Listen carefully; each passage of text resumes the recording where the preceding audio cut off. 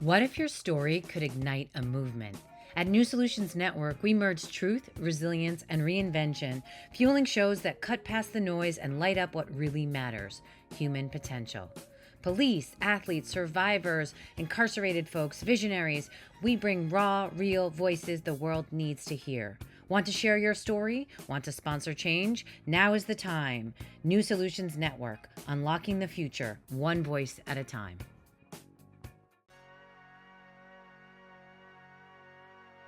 All right. Welcome to another Natanya Experience. And today I have with me the one, the only, the fabulous Romy. She is coming to us from the exotic lands of Cranford, New Jersey, by way of South Africa.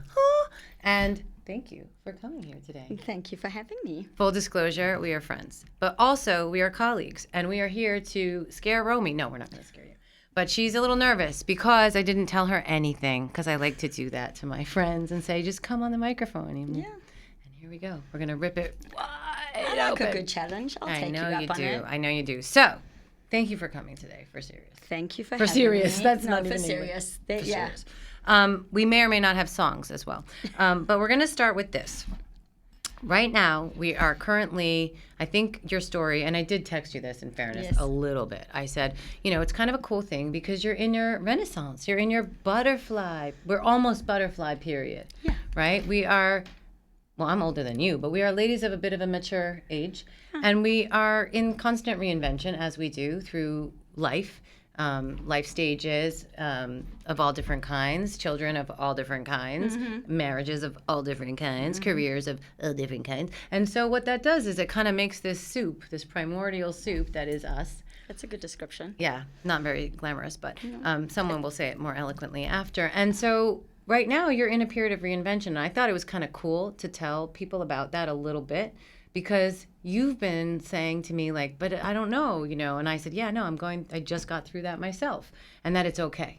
Yeah. And that it's okay. And I think that when we were children, the roles for women were a little more structured and limited in terms of like what we expected. If a mom even worked, what she did and how many careers she had and where she sort of, when she hung up her hat. It's kind of like Hollywood, when you're like 30, you're out to pasture or whatever. So I thought it might be interesting if you gave us a little background, and maybe we'll start on the easy stuff. We'll start with like career stuff. You want to talk a little bit about some of the cool things you've done? It's interesting that you say the easy stuff is the career stuff. Well, easy maybe to talk about. Well, I think for a lot of women, I mean, I can't speak for all women, but I think that developing careers and lives and families is a challenge.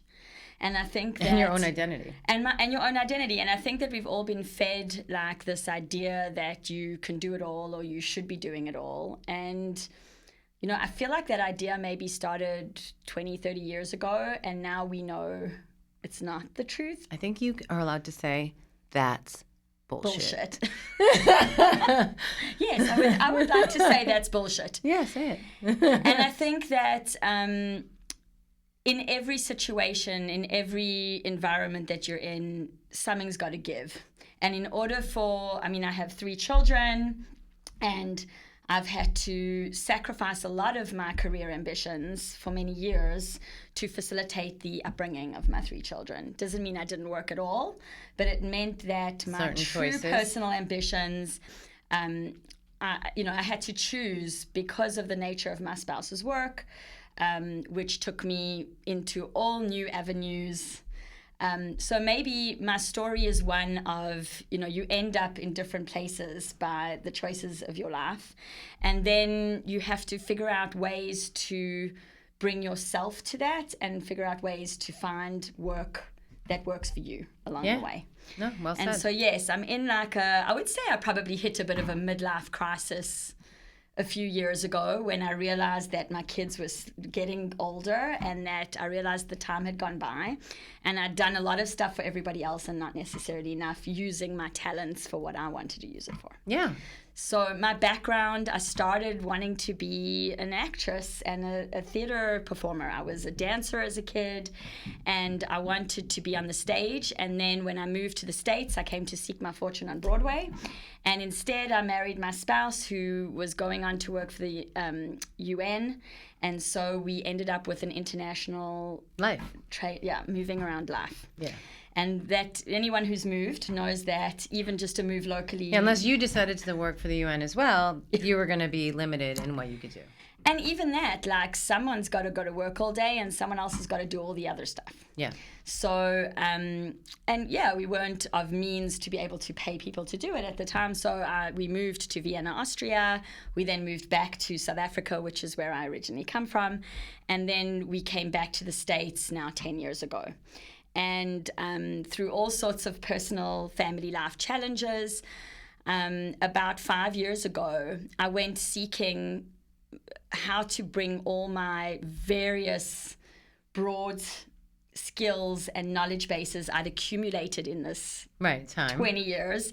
I'd worked with kids, I'd directed productions and shows, I'd done a lot of teaching. But you also did corporate. I so also like worked with like corporates. I also worked in offices where I got all sorts of strange jobs delegated to me.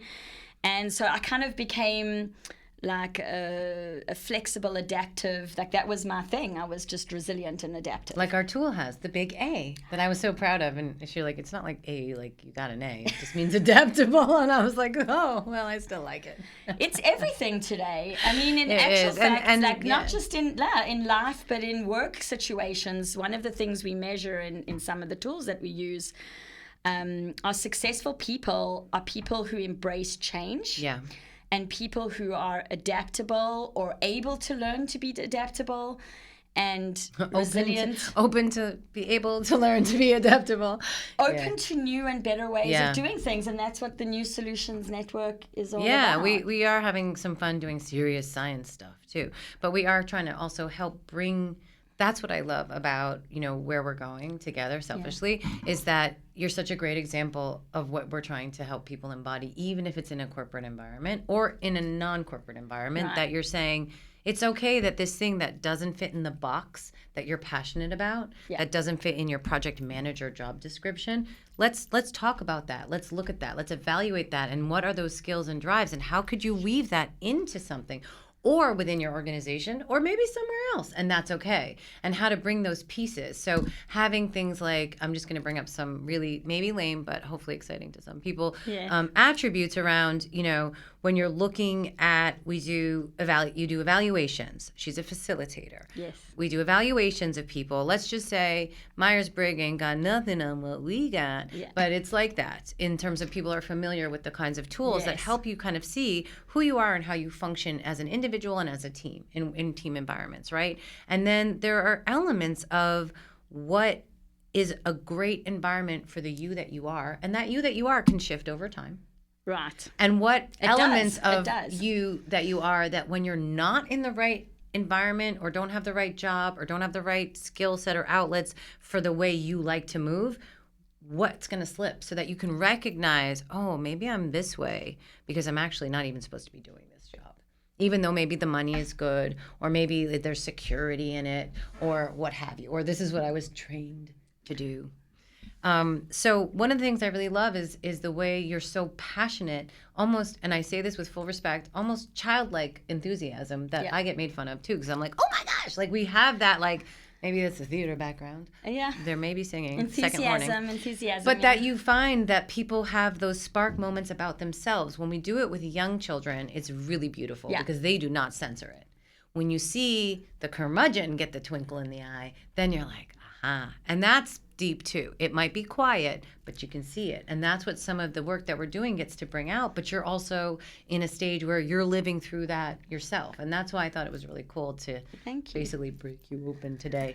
And thanks for being willing to do that. Well, one of the whys that I ended up in this field was feeling like I wasn't perceived based on my resume for what I really had to bring in value. Yeah.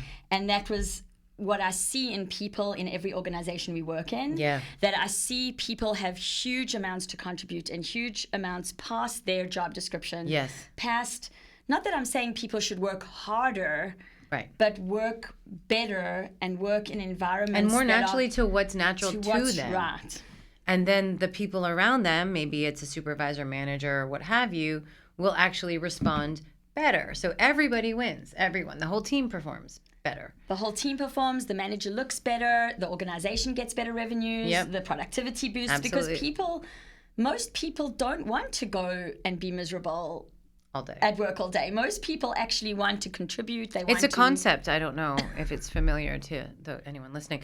Yeah. So the thing is, since COVID, I say since COVID, but we talk about it like that, like AC, BC, and since COVID, whatever, that BCE or whatever. So since COVID times though, there has been such an upheaval in what even work is, right? Exactly. So the corporate environment, we're re-examining this right now with some of the work that we're doing and some of the new partners we're talking with around, the disenfranchisement of teams and people being isolated and people having a lot of time on their hands to think about who they are, and just finding that motivation to even apply yourself has become a bigger challenge than it was. And then we have this intergenerational span.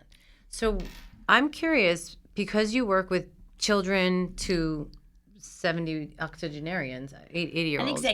And executives. Yeah. Well, that's what I meant. Like, you've worked across the gamut, and we even dabble across the gamut a bit. Maybe not young kids, but teens, young adults, up into people who may or may not be of retirement age, because I'm not ageist, but let's just say up to 80s we have.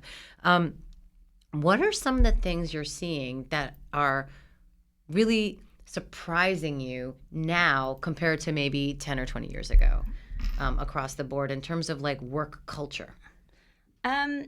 I think one of the things that's really taken my interest is this generational divide, because it's the first time in decades that there are 4 generations in the workplace. And that's not including the kids alphas, who are now coming up. And the massive influence and changes of what social media, and I mean, we've all heard this stuff before, but the fact that I find younger people I work with, and I mean like, in their 20s, so not that young, but they're so savvy with the availability of information and how to structure learning and working together collaboratively, even online. And the older generation that's struggling to like hold on to what they knew worked for them, but then like bring those two together, because the older generation does have a better sense of relationship. And we talk about old sales guys, they like followed up and they had coffees and they went to meet somebody else, and then the sort of reliability engine is in there too. And they relied on face to face, which now isn't really as scalable, because people don't have to travel 2 hours to go or several hours or fly. They can just see each other. Maybe once or twice a year there's a big conference and that's it, or what have you, and that's the mandatory FaceTime. But I think what surprised me, as somebody who prides myself on really making relationships easily and developing friendships, which I think you asked what the crises are like. I think young people are really, there's a loneliness pandemic. Young men, we were just talking to someone about, like, people are really struggling to establish communities and friends and groups and social structures that support them in hard times as well as good. And I think that we tend to partition our lives into home life and then work life, and we think that those are two different And it used people. to be a more thick boundary between those worlds. And that's what I meant. And after COVID, all of a sudden you see like the CEO's cat or kid with a pamper off or something in the background.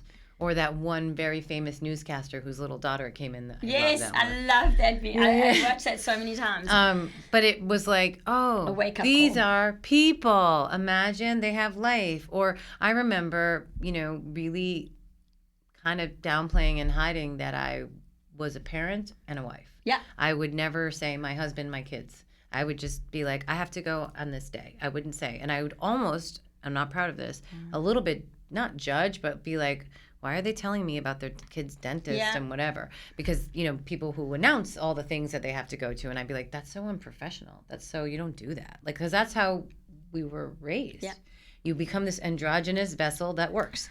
I still feel that way in some ways, because as a performer, because my acting and theater was my background, I still am always cognizant of the environment I'm presenting in, or like what image I'm trying to create Right. So like I still feel that, I mean, women specifically, but because women are still facing challenges in that acceptance and tolerance. And I mean, again, going back to women, COVID actually did a lot to allow that flexibility of work for women. No, I think so. And now a lot of companies are, because I think a lot of companies don't know how to facilitate collaboration and get people's input in a hybrid environment. People actually don't even know how to work together anymore. Yeah, it's very true. And then there's all this fear of the passive aggressive and the tools that lack sometimes some of those interpersonal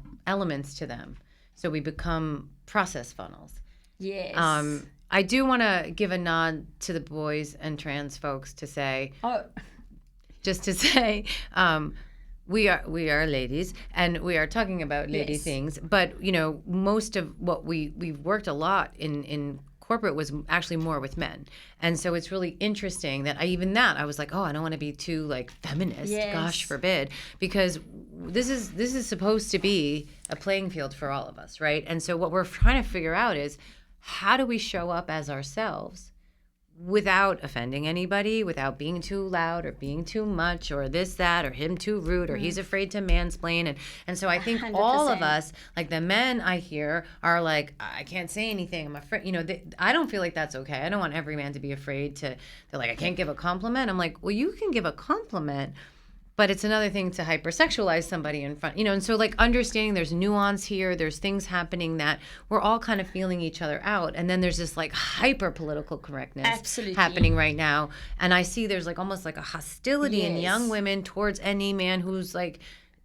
friendly, or people in, you know, how much do we have to make you aware of, you know, your gender proclivities and those kinds of things. And we're all trying to navigate this. We're all here together. We're all here together, right? And so how do we figure out what little boxes we want to be in and how our boxes connect to these other boxes, on top of which those younger generations, they have more labels, they have more kinds of people, but they're actually more isolated from society, I think, than we were. And I think it's interesting because you bring up a couple of topics. One is 100% I'm a fan of men. I mean, she has a flag. No, I'm kidding. I'm a fan, and I actually love working in environments with men, and I love what they bring to every environment. So I actually believe that like mixture and diversity without the attacks of all types of people from all backgrounds, because I really believe, and not even believe, I know statistically, companies and teams do better when they have diversity of thought, when they have diversity of background, gender, everything. Yeah. So we need those multiple because that's inputs. how we have the swivel. And because the workforce, to a huge extent, I mean, especially leadership, is in no way 50-50 yet. No. There are organizations that I'm a big fan of, like Catalyst Inc., that I've wanted to work with for years as well. And She's calling you. They have a new book that's just come out called Men at Work, even though their main model is activism or support for women in the workplace, because they recognize that men being a part of that activism is huge. Yeah. We need them. I mean, basically teams. And coming from the pharma, math, and science side, it was mostly worked with men, and I had the most trouble working with women because I didn't feel like I fit in, and I didn't know how to be because I'm brusque, and you know, like I had to learn how to soften, and because I was successful brusque in those environments or in sports or that kind of thing, and those are tropes that don't really even exist now in the same way, but they were foundational in that time. I felt like now there's so many models. I see it in the way people dress, the way people express, and I'm like, oh. In the beginning, it was pantyhose. You know what I mean? Like, that was a different time. Right. Well, also, we go back to... So, like I'm saying, we can't... I don't blame, like, it was like the model of what culture was doing. But I'm a Gen X. I think you're a Gen X too. Yeah. Right. So we... Not that much older, girlfriend. Right, but I'm 4 just years. saying, like, I'm the end. Yeah, I'm yeah. like the baby of Gen X, which makes me assume that we're in the same. We're not that old. Yeah. She looks younger than me. No, but I I was just like want to 5 rub it years. in a little bit. Yeah, no, Yeah. okay. I'm old. I'm 50 this year. So, do I have to tell them how old I am? No. Okay, no, well, I can. I'm 46, and I'm younger than all my friends in my group, so I'm just going to keep That's riding right. that one. But, We card her all the time. so, generationally, I see myself, and I think we are very much an in-between generation. Yeah. And I didn't see us, I mean, I grew up, especially in my upbringing, I grew up at the end of apartheid in South Africa, which is a huge, part of what I saw and perceived in my life. In a very positive, like I saw the positives of the ending of this terrible racial structure. And I was kind of a big liberal in South Africa, but we wanted everybody to get a fair and equal chance. Yeah. And that was the focus for us, was looking beyond color, beyond gender, like not in a it doesn't exist kind of way, but like it exists, but we wanted everybody. We were the generation of Freddie Mercury. We were aware of Right. the AIDS pandemic. We were very pro allowing everybody to love who they wanted to love. As average, I think, our generation. Right. I don't necessarily relate as much to the need to all the labeling of the modern generation. Yeah. So, because I kind of feel like, wait, like, I don't need to share with you. Like, it's none of your business. I just want you to treat me with kindness and respect anyway. Right. And so too do I expect everyone else. So I think that we're the bridge between the boomers who were really also fighting their own battles at the time and now, walking their way off into the sunset, and the millennials who had a hard rap from the way the world worked as they came and up. also the sort of the overprotective. So I think our gen is really, we had half of our lives without technology. Yes. And then we were the first early adopters of technology, which is why Bezos and everybody and everyone in the sort of boom, let's just say, they're dominating the first wave of those in tech were Gen Xers, because we were old enough to kind of know what to do with it. We were coming out of college, or in college, and seeing these new tools, manipulating them and using them, creating social media. Yes. But also having some protection from them as well. And then, kind of looking back, around the whole, the independence, the working, and then that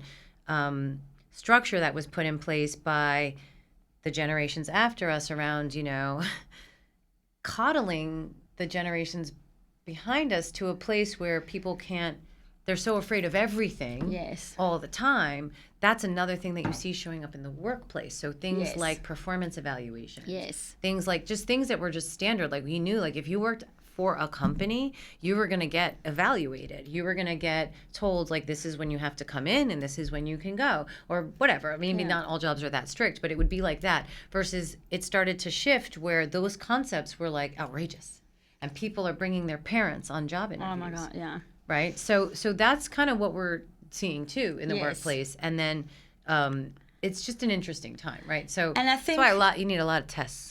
Well, no. So what I think is interesting about, well, not the test side, but so one of the things I've developed is this thing I call the collaborative culture framework. So there's ways to create collaborative cultures. And it starts with, in my opinion, we now have these tools. We have these AI tools that can give you a really deep snapshot into where everybody is at the moment. So they can give that power to the managers. Right. I refer to it as the management gap.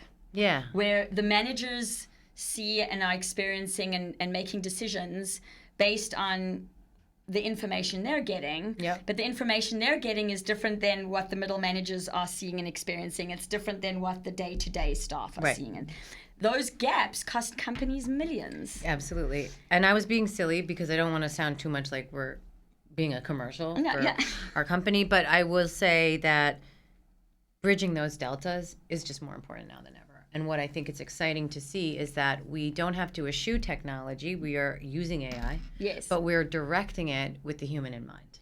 100%. And to enhance human life and experience is the goal, I think we should be investing in that kind of Yeah, AI. and not forgetting about, it's the same on the healthcare side when we were talking about human in the loop, right? So there are optimizations, and it's controversial to talk about, let's say, x-rays and radiology reports and things like that, that AI has been found to perform better than a human doctor. Sorry, but them's the facts. However, is that the only thing you need a doctor for? So I don't think it's a bad thing to optimize certain elements of tools, but at the same time, what about conveying the information to the patient? Who should do that? And so, I mean, these are minor silly examples, but it's the same thing in the corporate world. It's like there are many, many productivity and efficiency tools, but they actually are devoid from the whole feeling, being parts of the human who is the worker. And I think that's what's kind of exciting about what we're doing, is that we're not saying no tech, but we are saying tech with human in the loop. And I think... We do have to wrap up here. Okay. Sorry, perfect. I was about... Outros. Okay. I'm the most excited because my work has pivoted towards the intersection of behavioral science, psychology, and business, or nonprofits. Any organization needs to improve. And I'm excited because your expertise and background in the behavioral science knowledge and understanding that there's people are struggling, and people are scared of AI, and actually, you know, I don't think we really know yet where it's going to end. And I think human connection, real emotional, deep-rooted connection through song, through friendship, through real relatedness, I think that's the part you're never going to get. And that's why I'm going to give you full warning before we close that if you do have a workshop with Romy and I, you might have to sing and dance. Yes. Even if you're in a suit. You might. So with that, we have to wrap up, but I'm going to say thank you so much for joining me today. Thank you. And signing off till next time.